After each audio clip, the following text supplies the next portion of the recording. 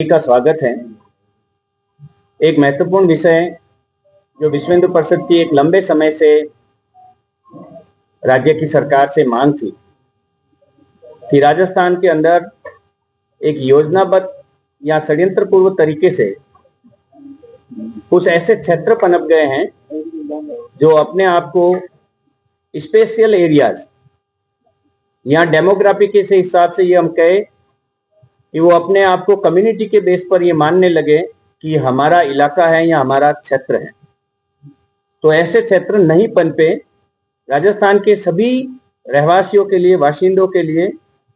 संपूर्ण अवसर उपलब्ध हो कि वो किसी भी क्षेत्र में निर्भीक रूप से बिना किसी विवाद के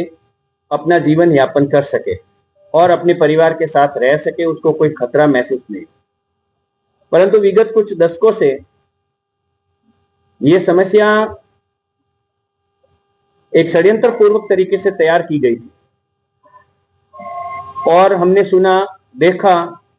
महसूस भी किया कि बहुत सारे क्षेत्रों से हिंदुओं को पलायन करने के लिए मजबूर होना पड़ा।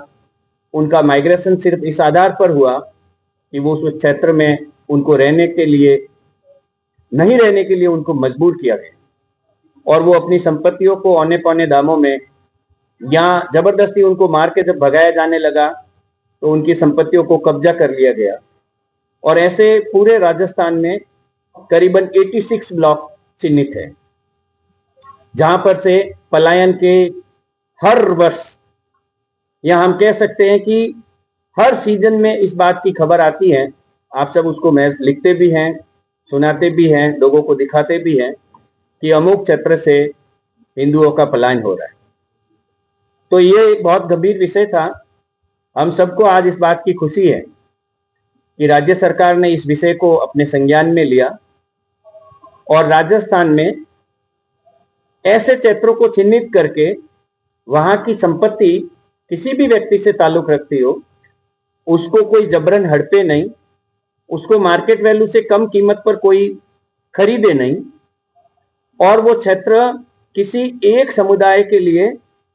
रिजर्व नहीं हो। वहां की गतिविधियां राष्ट्र हित में रहे, राष्ट्रद्रोह से संबंधित कोई गतिविधियां, कोई उद्योग या किसी भी प्रकार की एक्टिविटीज वहां नहीं हो। तो इन सब विषयों को लेकर राज्य सरकार ने कल कैबिनेट में जो निर्णय लिया है, तो संपूर्ण विश्व हिंदू परिषद परिवार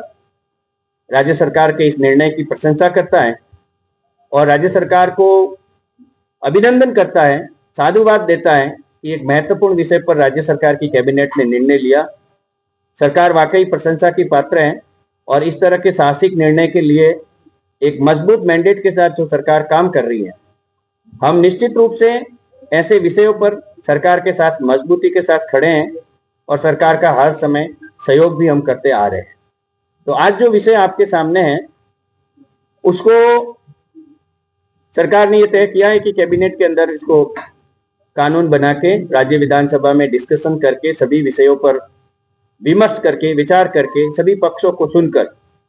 इस प्रकार की गतिविधि को राज्य में नहीं पनपने देंगे, उसको रोकेंगे। तो शॉर्ट में हम कह सकते हैं कि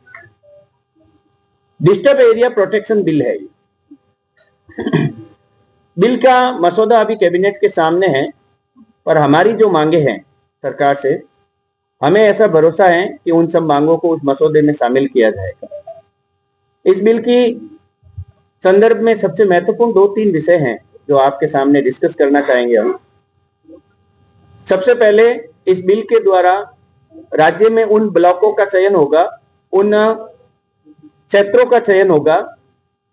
जो किसी एक कम्युनिटी ने जबरन क्षेत्र विशेष बना दिया है, या जिसको हम रोज सुनते हैं कि ये संवेदनशील क्षेत्र है। इस क्षेत्र में रात को महिलाएं प्रवेश नहीं कर सकती, इस क्षेत्र में रात को कोई यात्री प्रवेश नहीं कर सकते, और इस क्षेत्र में रात्रि में जो अवैध गतिविधियां होती है उस पर पुलिस का भी नियंत्रण नहीं होता। तो ऐसे संपूर्ण राज्य के जो क्षेत्र हैं उनको इस बिल के कानून बनने के बाद में चिन्हित किया जाएगा। चिन्हित किए जाने के बाद में वहां पर रेस्ट्रिक्शन अप्लाई होंगे और वो रेस्ट्रिक्शन, जिसको हम हिंदी में प्रतिषेध कहते हैं, प्रतिषेध अप्लाई होंगे कि वहां के वासिंदे को या किराएदार को किसी भी मजबूरी में पलायन नहीं करना पड़ेगा। अपनी संपत्ति अपनी मर्जी से वो बेच सकेगा, ऐसा इस बिल में संरक्षण दिया जाएगा। उसके साथ में इस बिल के द्वारा जो क्षेत्र अशांत क्षेत्र डिक्लेयर होगा, उस क्षेत्र की किसी भी संपत्ति का ट्रांजैक्शन किसी भी तरीके से सिवाय बैंक में रहन को छोड़कर जिला कलेक्टर की अनुमति के बिना नहीं होगा। और अगर किसी को इस संपत्ति को बेचना है या खरीदना है तो सबसे पहले उसको जिला कलेक्टर कार्यालय में उसकी परमिशन देनी पड़ेगी। जिला कलेक्टर बेचने के पूर्ण कारणों का जांच करी जाएगी और जांच करने के बाद में उसकी मार्केट वैल्यू संपत्ति की क्या है, उस मार्केट वैल्यू को सिद्धित किया जाएगा और निर्धारित किया जाएगा कि इस मार्केट वैल्यू से कम वो संपत्ति नहीं बिकेगी। उसके साथ में संपत्ति बेचने के पीछे क्या कारण है, क्या कोई मजबूरी के वश कोई संपत्ति बेच के वहां से माइग्रेट हो रहा है, तो ऐसे सब तत्वों की जानकारी होने के बाद ही किसी संपत्ति का वहां हस्तांतरण हो। विश्व हिंदू परिषद सरकार से इस बात का भरोसा रखता है और मांग भी करता है कि इस बिल में कुछ ऐसे विशेष प्रावधान भी किए जाए कि जो अशांत क्षेत्र डिक्लेयर हो उसमें टूरिस्ट या जो यात्री रात्रि विश्राम के लिए होटलों और गेस्ट हाउस में आते हैं, ऐसी कोई गतिविधि को वहां अलाउ नहीं किया जाए। जो अशांत क्षेत्र डिक्लेयर हो वहां से जो खाने पीने की होटलें हैं, पर्यटन से जुड़ी हुई इकाइयां हैं जिसमें गेस्ट हाउस है, होटल है, हम कह सकते हैं कि टूरिस्ट सेंटर हैं या रात्रि विश्राम के लिए पीजी चलते हैं, तो इन सब विषयों को लेकर सरकार एक नियंत्रण के प्रावधान लाएगी, ऐसा हमें भरोसा है, ताकि एक इनोसेंट पर्सन्स का जो गलती से भी उस क्षेत्र में मान लो रात्रि में विश्राम करने के लिए रुकने के लिए चला गया तो उसका जीवन संरक्षित हो। उस क्षेत्र में कोई भी उद्योग की अनुमति नहीं दी जाए, क्योंकि उद्योग में जो लेबर आती है उस लेबर की अशांत क्षेत्र होने के कारण प्रताड़ना हो सकती है। तो ऐसे प्रावधान भी राज्य सरकार से करने के लिए विशेष हमारी गुजारिश है, हमारी रिक्वेस्ट है। जल्दी से जल्दी ऐसे क्षेत्र चिन्हित हो जहां पर पिछले कुछ समय से ये खबरें आ रही हैं कि बहुसंख्यक हिंदू समुदाय के लोगों को वहां सिर्फ इसलिए पलायन करना पड़ रहा है कि रहने की परिस्थितियां अनुकूल नहीं रही। और विशेषकर बहुसंख्यक हिंदू समाज में भी वो वर्ग रहता है जो वंचित समाज से हैं, शोषित समाज से हैं, उपेक्षित समाज से हैं। तो उन लोगों का संरक्षण हो, उनकी संपत्तियों का संरक्षण हो। दंगा करने वाले लोग, सांप्रदायिक उन्माद फैलाने वाले लोग योजनाबद्ध तरीके से भीड़ एकत्रित नहीं कर पाए, इसीलिए जो अशांत क्षेत्र डिक्लेयर हो उसमें स्पेशल डेपुटेशन हो, पुलिस ऑफिसर्स की चौकी लगे और उन पर प्रभावी तरीके से नियंत्रण। इस एक्ट में यह भी प्रावधान करने के लिए हमारी सरकार से मांग है, जब विधानसभा में बिल जाएगा तो निवेदन किया जाएगा कि अशांत क्षेत्र में ऐसे व्यक्ति